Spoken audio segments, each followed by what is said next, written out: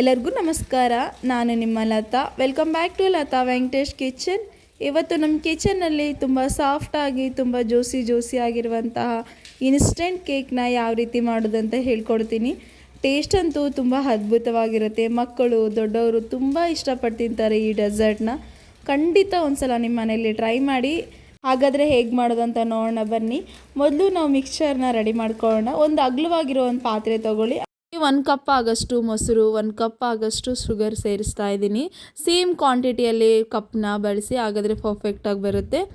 ಈಗ ಚೆನ್ನಾಗಿ ಬ್ಲೆಂಡರಿಂದ ಚೆನ್ನಾಗಿ ಮಿಕ್ಸ್ ಮಾಡ್ಕೊಳ್ಳಿ. ಶುಗರ್ ಎಲ್ಲ ಚೆನ್ನಾಗಿ ಡಿಸಾಲ್ವ್ ಆಗಬೇಕು, ಆ ಥರ ಚೆನ್ನಾಗಿ ಮಿಕ್ಸ್ ಮಾಡ್ಕೊಳ್ಳಿ.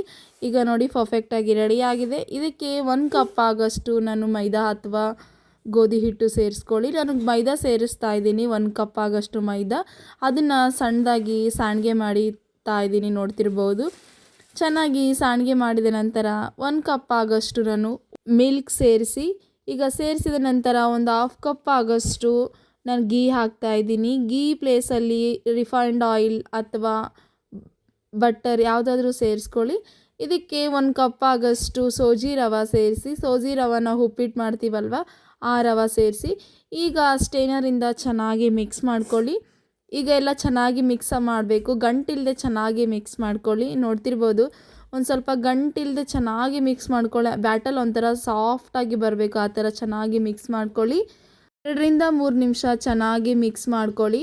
ಮಿಕ್ಸ್ ಆದ ನಂತರ ಒಂದು ಅರ್ಧ ಟೇಬಲ್ ಸ್ಪೂನ್ ಆಗಷ್ಟು ನಾನು ಬೇಕಿಂಗ್ ಸೋಡಾ ಸೇರಿಸ್ತಾ ಇದ್ದೀನಿ.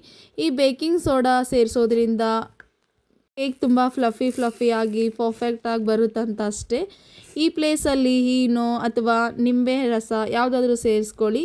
ಸೇರಿಸಿದ ನಂತರ ಇನ್ನೂ ಚೆನ್ನಾಗಿ ಮಿಕ್ಸ್ ಮಾಡ್ಕೊಳ್ಳಿ. ಈ ಥರ ಮಿಕ್ಸ್ ಮಾಡೋದ್ರಿಂದ ತುಂಬ ಫ್ಲಫಿಯಾಗಿ ಪರ್ಫೆಕ್ಟಾಗಿ ಬರುತ್ತಂತ ಅಷ್ಟೇ. ನೋಡ್ತಿರ್ಬೋದು ನಾನು ಯಾವ ಕನ್ಸಿಸ್ಟೆನ್ಸಿಯಲ್ಲಿ ಬ್ಯಾಟಲ್ನ ಪ್ರಿಪೇರ್ ಮಾಡ್ಕೊಂಡಿದ್ದೀನೋ ಇದೇ ಥರ ಮಾಡ್ಕೊಳ್ಳಿ. ಇನ್ ಕೇಸ್ ಬ್ಯಾಟಲ್ ಒಂದು ಸ್ವಲ್ಪ ಗಟ್ಟಿ ಆದರೆ ಒಂದು ಸ್ವಲ್ಪ ಮಿಲ್ಕ್ ಸೇರಿಸಿ ಇನ್ನೊಮ್ಮೆ ಚೆನ್ನಾಗಿ ಮಿಕ್ಸ್ ಮಾಡಿ ರೆಡಿ ಮಾಡಿ ಇಟ್ಕೊಳ್ಳಿ. ಈಗ ರೆಡಿ ಆಗಿದ್ದನ್ನು ನಾನು ಸೈಡಿಗೆ ಎತ್ತಿಡ್ತಾ ಇದ್ದೀನಿ. ಈ ಒಂದು ಅಗಲವಾಗಿರುವ ತವ ತಗೊಳ್ಳಿ. ಅದಕ್ಕೆ 1-2 ಟೇಬಲ್ ಸ್ಪೂನ್ ಆಗಷ್ಟು ನಾನು ಆಯಿಲ್ ಸೇರಿಸ್ತಾ ಇದ್ದೀನಿ.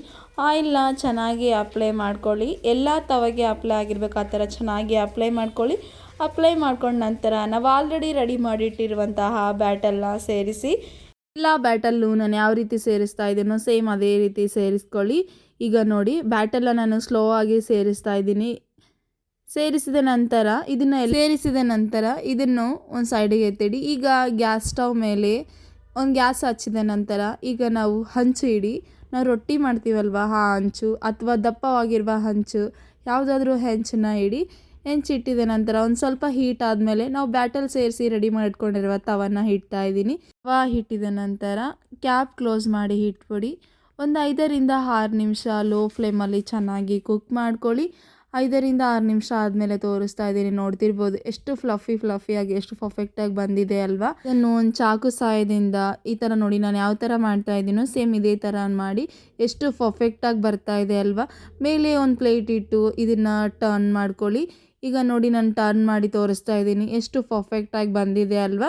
ಇದನ್ನು ಕ್ಯಾಪ್ ಮುಚ್ಚಿಟ್ಬಿಡಿ. ಇದನ್ನು ಕೂಡ ಒಂದು 5 ಮಿನಿಟ್ಸ್ ಚೆನ್ನಾಗಿ ಕುಕ್ ಮಾಡ್ಕೊಳ್ಳಿ. ಅಷ್ಟರೊಳಗೆ ನಾವು ಕ್ಯಾರಮೆಲ್ಲ ರೆಡಿ ಮಾಡ್ಕೊಳ್ಳೋಣ. ಒಂದು 2 ಟೇಬಲ್ ಸ್ಪೂನ್ ಆಗಷ್ಟು ನಾನು ಶುಗರ್ ಸೇರಿಸ್ತಾ ಇದ್ದೀನಿ. ನೀವು ಸ್ವೀಟ್ ಎಷ್ಟು ತಿಂತೀರೋ ಅಷ್ಟು ಟೇಬಲ್ ಸ್ಪೂನ್ ಶುಗರ್ನ ಸೇರಿಸ್ಕೊಳ್ಳಿ. ನಾನು ಒಂದು 2 ಟೇಬಲ್ ಸ್ಪೂನ್ ಆಗಷ್ಟು ಶುಗರ್ ಸೇರಿಸಿದ ನಂತರ 1 ಸ್ಪೂನ್ದಿಂದ ಚೆನ್ನಾಗಿ ಮಿಕ್ಸ್ ಮಾಡ್ಕೊಳ್ಳಿ. ಒಂದಿಷ್ಟು ವಾಟರ್ ಕೂಡ ಹಾಕಕ್ಕೆ ಹೋಗಬೇಡಿ. ಈಗ ನೋಡಿ ಕ್ಯಾರಮಿಲ್ ಥರ ರೆಡಿ ಆಗ್ತಾ ಇದೆ. ಇದನ್ನು ಚೆನ್ನಾಗಿ ಮಿಕ್ಸ್ ಮಾಡ್ಕೊಳ್ಳಿ. 3ರಿಂದ 4 ನಿಮಿಷ ಚೆನ್ನಾಗಿ ಕುಕ್ ಮಾಡ್ಕೊಳ್ಳಿ. ಈಗ ನೋಡಿ ಕ್ಯಾರಮಿಲ್ ಥರ ಪರ್ಫೆಕ್ಟಾಗಿ ರೆಡಿ ಆಗ್ತಾ ಇದೆ ಅಲ್ವಾ. ಸ್ವಲ್ಪ ಕಲರ್ ಚೇಂಜ್ ಆಗಬೇಕು, ಗೋಲ್ಡನ್ ಕಲರ್ ಬರಬೇಕು, ಆ ಥರ ಪರ್ಫೆಕ್ಟಾಗಿ ರೆಡಿಯಾಗಿದೆ. ಇದಕ್ಕೆ 1 ಕಪ್ ಆಗಷ್ಟು ನಾನು ಮಿಲ್ಕ್ ಸೇರಿಸ್ತಾ ಇದ್ದೀನಿ. ಸೇರಿಸಿದ ನಂತರ ಇದನ್ನು ಕೂಡ ಚೆನ್ನಾಗಿ ಮಿಕ್ಸ್ ಮಾಡ್ಕೊಳ್ಳಿ. ಸ್ವಲ್ಪ ಕ್ಯಾರಮೆಲ್ ಸ್ವಲ್ಪ ಡಿಸಾಲ್ವ್ ಆಗಬೇಕು, ಸ್ವಲ್ಪ ಗಂಟಿಲ್ಲದೆ ಚೆನ್ನಾಗಿ ಮಿಕ್ಸ್ ಮಾಡ್ಕೊಳ್ಳಿ. ಈಗ ಪರ್ಫೆಕ್ಟಾಗಿ ರೆಡಿಯಾಗಿ ಆಗಕ್ಕೆ ಬಿಟ್ಬಿಡಿ. ಈಗ ನಾವು ಆಲ್ರೆಡಿ ಕುಕ್ ಮಾಡೋಕ್ಕೆ ಇಟ್ಟಿದ್ವಲ್ವ ತೆಳಗಿನ ಭಾಗ ಕೇಕ್, ಈಗ ನೋಡಿ ಎಷ್ಟು ಪರ್ಫೆಕ್ಟಾಗಿ ರೆಡಿಯಾಗಿದೆ. ಈ ರೆಡಿಯಾಗಿರೋ ಕೇಕಿಗೆ ಹೋಲ್ ಮಾಡ್ಕೊಳ್ಳಿ. ಕೇಕ್ ತುಂಬ ಹೋಲ್ ಮಾಡ್ಕೊಳ್ಳಿ. ಈ ಥರ ಹೋಲ್ ಮಾಡ್ಕೊಳ್ಳೋದ್ರಿಂದ ಮಿಲ್ಕ್ ಚೆನ್ನಾಗಿ ಹೀರ್ಕೊಳ್ಳುತ್ತಂತ ಅಷ್ಟೇ.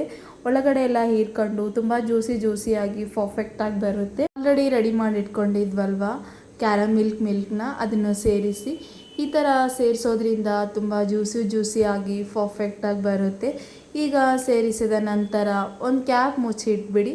ಒಂದು 7ರಿಂದ 8 ನಿಮಿಷ ಕ್ಯಾಪ್ ಮುಚ್ಚಿಟ್ಬಿಡಿ. ಅದೆಲ್ಲ ಚೆನ್ನಾಗಿ ಹೀರ್ಕೊಳ್ಳುತ್ತೆ.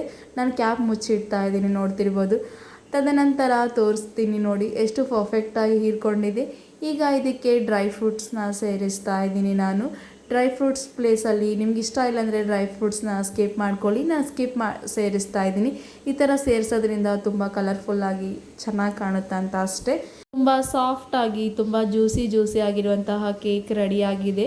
ನಾನೀಗ ಕಟ್ ಮಾಡಿ ತೋರಿಸ್ತಾ ಇದ್ದೀನಿ ನೋಡಿ. ನಿಮ್ಗೆ ಯಾವ ಶೇಪಲ್ಲಿ ಬೇಕಾದರೂ ಆ ಶೇಪಲ್ಲಿ ಕಟ್ ಮಾಡ್ಕೊಳ್ಳಿ.